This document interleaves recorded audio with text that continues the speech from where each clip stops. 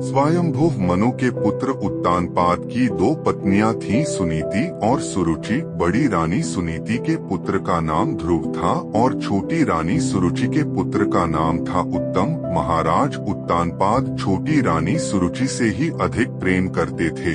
एक दिन की बात है, महाराज उत्तानपाद उत्तम को गोद में लेकर खिला रहे थे और सुरुचि वहीं बैठी अपने पुत्र के प्रति पिता के स्नेह को देखकर अपने तथा अपने पुत्र के सौभाग्य पर फूली नहीं समा रही थी।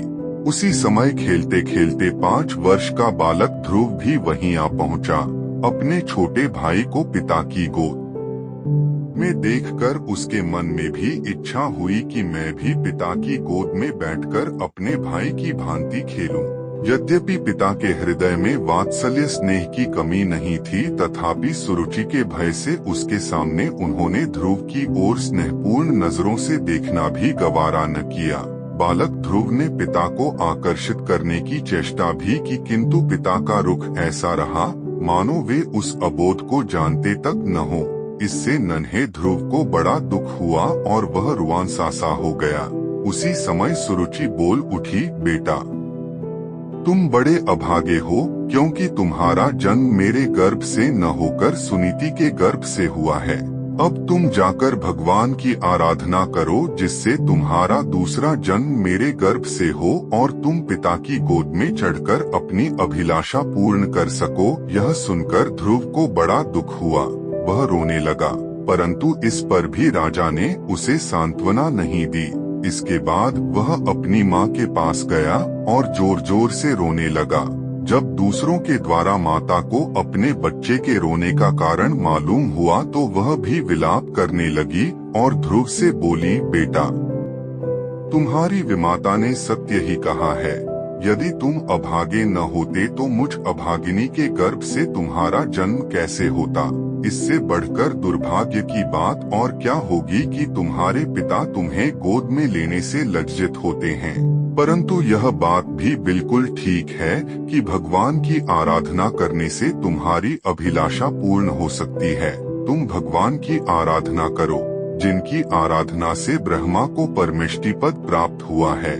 तुम्हारे पितामह चक्रवर्ती हुए हैं और बड़े बड़े ज्ञानी ध्यानी जिनके चरणों की धूली ढूंढा करते हैं, उन्हीं के चरणों की पूजा करो, तुम्हारी अभिलाषा पूर्ण होगी। अपनी माँ की बात सुनकर ध्रुव के हृदय में उत्साह का संचार हो गया। वह अपने अंतःकरण को नियंत्रित करके घर से निकल पड़ा। उस 5 वर्ष के बच्चे को यह पता नहीं था कि भगवान कहाँ मिलेंगे और वे कैसे हैं, परंतु क्षत्रियों का स्वाभाविक तेज उसके अंदर प्रस्फुटित हो उठा और अपने धर्म को पूर्ण अभिव्यक्ति होते ही भगवान ने उसे अपनी ओर खींच लिया। भगवान के भक्त ऐसे अवसरों की प्रतीक्षा में घूमा ही करते हैं। जहाँ सच्चा त्याग, सच्ची उत्सुकता देखी, वहीं आकर प्रकट हो गए और भगवान तक पहुँचने का मार्ग बतला दिया। ध्रुव के घर से निकलते ही देवर्षि नारद आ पहुँचे। अपने पापहारी कर कमलों से ध्रुव के सिर का स्पर्श करके उन्हें अपने निश्चय पर दृढ़ करने के लिए भगवन मार्ग की कठिनता बतलाई और कहा, अभी तुम्हारी उम्र भवगत।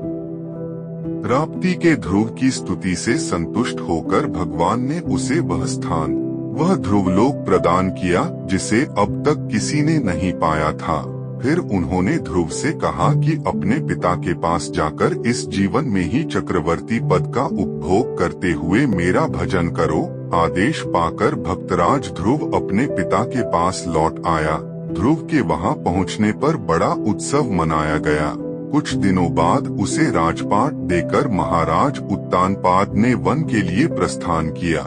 कुछ दिनों के उपरांत ध्रुव के छोटे भाई उत्तम जंगल में शिकार खेलने गए तो वहां एक यक्ष से उनका सामना हुआ। युद्ध में वे यक्ष के हाथों मारे गए। बाद में उनकी माता उन्हें खोजने वन में गईं तो जंगल में दावाग्नि से घिर गईं, जहां जलने के कारण उनकी मृत्यु हो गई। अपने भाई और माता की मृत्यु का समाचार पाकर ध्रुव बहुत दुखी हुए। उन्होंने यक्षों की राजधानी अलकापुरी पर चढ़ाई कर दी। वर्षों तक युद्ध चलता रहा।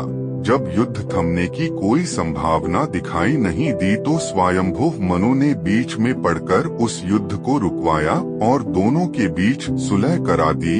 बाद में यक्षपति कुबेर ने उन्हें वर दिया कि भगवान में तुम्हारी अचल भक्ति युगों युगों तक बनी रहेगी। ध्रुव की पत्नी शिशुमार की पुत्री थीं। ध्रुव से वे 2 पुत्रों उत्कल और वत्सर की मां बनी थीं। उत्कल पैदाइशी विरक्त थे अतः ध्रुव के आग्रह पर भी उन्होंने राजपाट स्वीकार नहीं किया। तब उन्होंने अपने छोटे पुत्र वत्सल को राजपाट सौंप दिया और वन में चले गए। विशाला नगरी में जाकर एक स्थान पर उन्होंने अपना आसन जमाया और भगवान के ध्यान में लीन हो गए। कुछ ही समय बाद भगवान के पार्षद नंद व सुनंद आदि एक दिव्य विमान लेकर उपस्थित हुए और उनसे अपने पद पर आरोहण करने की प्रार्थना की। ध्रुव चलने को उद्यत हुए तो उन्हें अपनी मां की याद आई। जब उन्होंने पार्षदों से उनके विषय में पूछा तो पार्षदों ने बताया कि वे भी अपने धाम को जा चुकी हैं। तब ध्रुव ने बड़ी शांति से अपने ध्रुव पद पर आरोहण किया। आज भी समस्त ग्रह, उपग्रह, नक्षत्र, ऋषि देवता प्रदक्षिणा करते हुए ध्रुव के चारों ओर घूमा करते हैं। यह ध्रुव पद अचल और अविनाशी है। भगवान की भक्ति के प्रभाव से वहीं स्थित होकर सारे जगत को धारण कर रहे हैं और जब तक सृष्टि रहेगी धारण करते रहेंगे।